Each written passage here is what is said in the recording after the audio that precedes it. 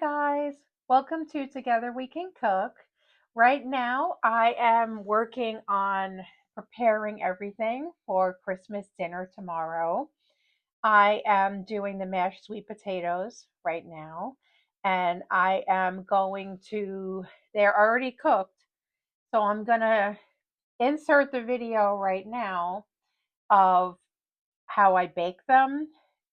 Basically, I bake them at 500 degrees for about an hour, but I'm going to insert this right now and then I'm going to get back to where we are. So, the first thing that we're going to do to make our mashed sweet potatoes is bake them in the oven at 500 degrees. I'm deliberately not going to boil them because I don't need them to be all waterlogged and make like a soggy mash. We want the potatoes to be as dry as they possibly can be. So this one is a nice size to cook. It's not that big. So I poke some holes so that it doesn't explode.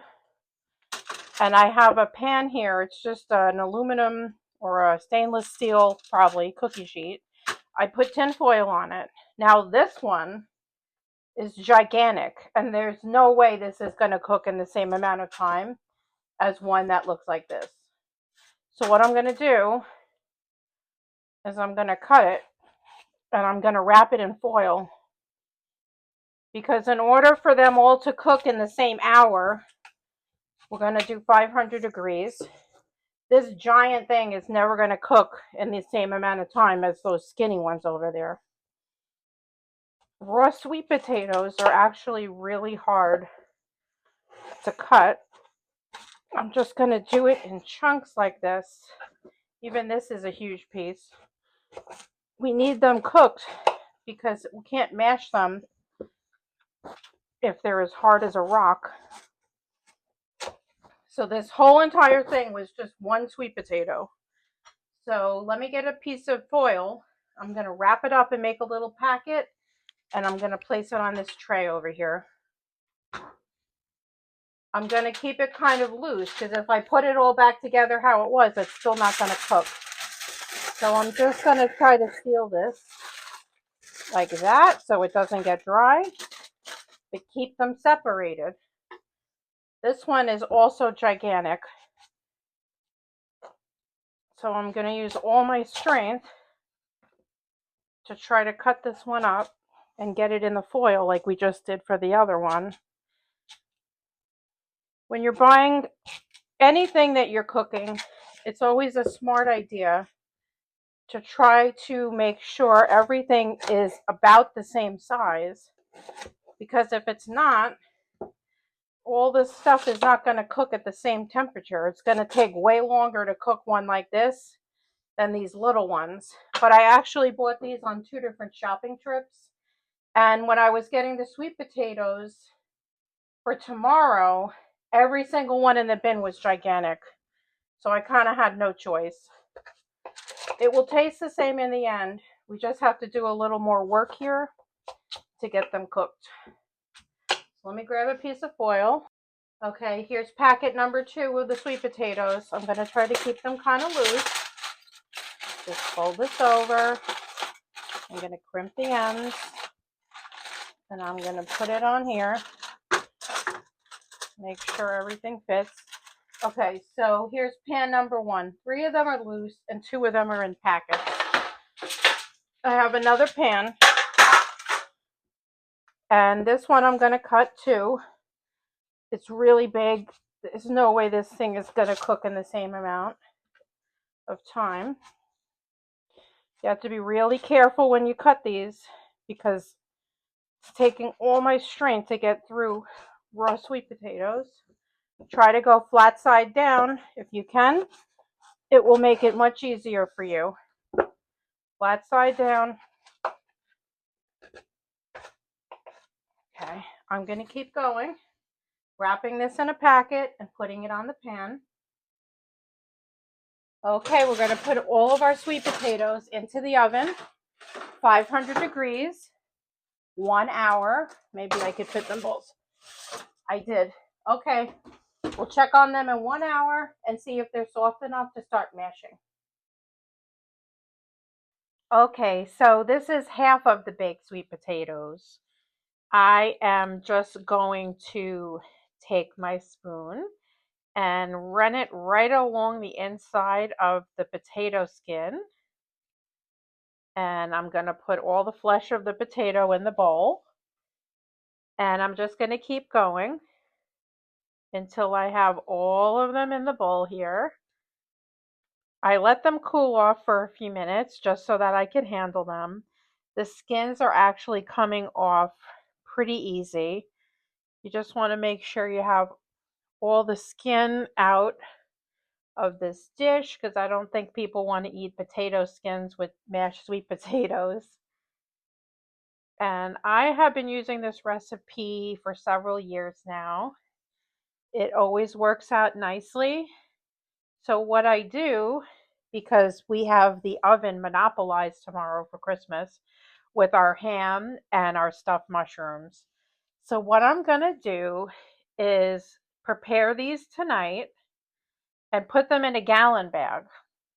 And tomorrow at about 2 o'clock, I'm going to put them in a greased crock pot on high and let them go for a little bit. About 2 hours later, I'm going to take the lid off, give everything a good mix, and see where I'm standing. If I feel like they need a lot more cooking, which they probably will need, I'd say at least another 40 minutes on high. And then I usually just keep checking it. So I put them on at 2 if we're going to eat at about 5:30. And we're just going to keep checking every once in a while. And if they are like totally boiling hot and done, we can switch the crock pot over to the keep warm mode. And it will keep them warm until we're ready to serve dinner. That way all the food will stay hot and we won't have to monopolize the oven. And if they, by 4:30ish, 4:45, I'll keep it on high if they're not done.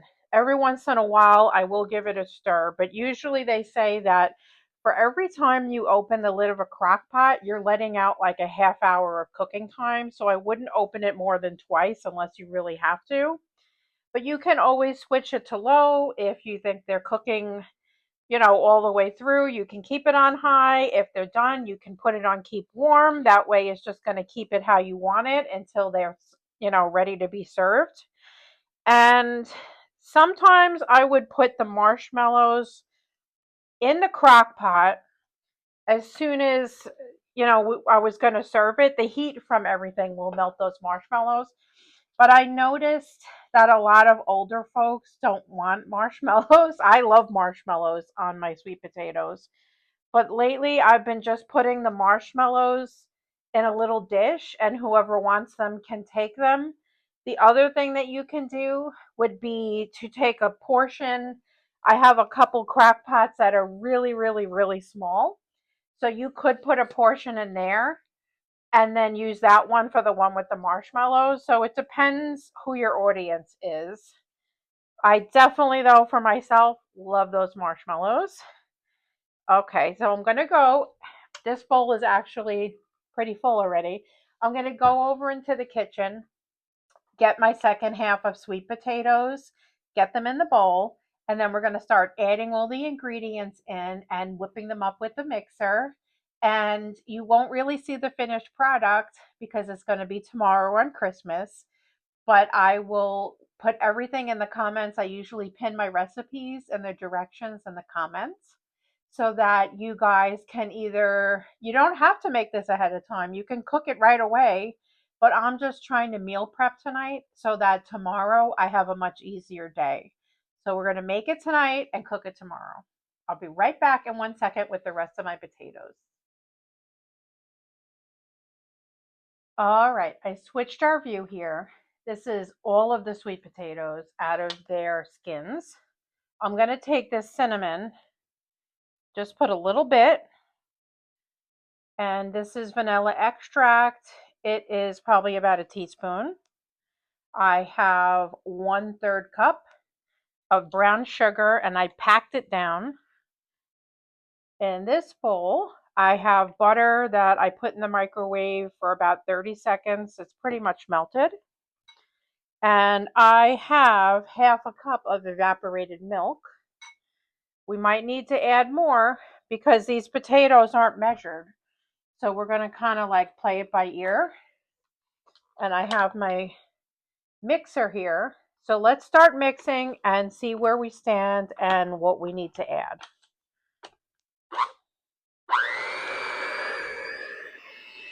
So I'm just going to get this going. If you wanted to, you could have put these through a potato ricer, or you could have used a masher and just tried to smash them down.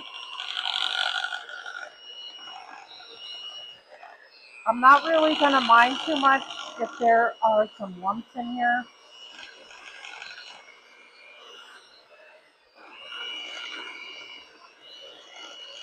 I see all that milk in the bottom. Let's try to get that up. So this is working out nicely. I have made these in the past where I boiled the sweet potatoes, and this was very wet and soupy. And I don't want that. I want this to be full of flavor. I don't want water in here. Okay. So what I'm going to do is just give this another little mix. Let's try to get whatever's on the bottom on the top. I'm going to put a little more of my evaporated milk and keep mixing. Okay, it's exactly how I want it. I actually tasted it and it's perfect. And obviously cooked to your liking, but I didn't want the cinnamon and the vanilla to be overpowering in here. I want to mostly be tasting the sweet potatoes. So that's why I put just a dash of cinnamon, maybe about a teaspoon of vanilla. And I actually went back, almost this whole can is used. There's probably like a tablespoon left in the can of the evaporated milk. So this was a 12-ounce can and almost all of it was used. But this is going to depend on how much sweet potatoes you need. This is a giant bowl full because it's for Christmas tomorrow. I also, if you notice, I didn't add any salt. We have a lot of people coming tomorrow for Christmas with special diets. And I know for a fact that the ham we're cooking has tons of salt in it. So I'm trying to spare some things. You have to kind of like pick and choose your battles. So I only used a little bit of butter in here. I didn't put any salt. It's basically the evaporated milk and the sweet potatoes and just a touch of a few other things. Because if every single thing was laden with salt and sugar and, tons and tons of butter, this dinner would be a little too much probably for all of my guests. So, like I said, we're going to pick and choose our battles here for tomorrow. But any way you want to make these sweet potatoes, obviously it doesn't have to be just for a holiday. It's just that I happen to be making it for tomorrow. And if there is tons of this left, which sometimes there is, what I will do is take like single serve. No one that lives in my house likes sweet potatoes except me. So I'll take single serve little Tupperwares and put this in and put it in the freezer. And then when I have dinner during the next maybe month, I'll take it out and just microwave it for myself so that I can still have sweet potatoes for some time to come. Okay, I'm going to get a bag. We're going to store this in a gallon bag and put it down in the fridge. And then tomorrow we're going to cook it in a crock pot. So let me go get a bag and I'll be back in 1 second. Here is my little contraption that holds the bag for me. So what I did is I used this thing to hold the bag and I dumped all the sweet potatoes in here. I'm going to get the air out. I'm going to zip it closed and we're going to store this down in the fridge for tomorrow when we need it. So this is how much we got. Okay, we're just about done with our video for today on the mashed sweet potatoes. I'm going to store this in the fridge for tomorrow, and I would allow, let's see, 2 o'clock, 3, 4, 5, 5:30, up to maybe up to 4 hours. So you're going to start on high, and then you're just going to monitor it as you go along and see how it's cooking. And it's your decision, like choose your own adventure, what you're going to do with the marshmallows. Do your guests want marshmallows or not? You might have to put them on the side. And you could actually put this in a greased oven safe dish and bake it in the oven. I would allow at least an hour. Obviously, checking it every once in a while at 350 degrees. I'm doing it in a crock pot because tomorrow's Christmas and our stove is monopolized, and I need all the oven room that I can get. So that's why I'm going to be doing it in the crock pot. So this is up to you how you want to proceed. But happy cooking. Thank you for watching. If you're still here all the way at the end, I really appreciate you guys.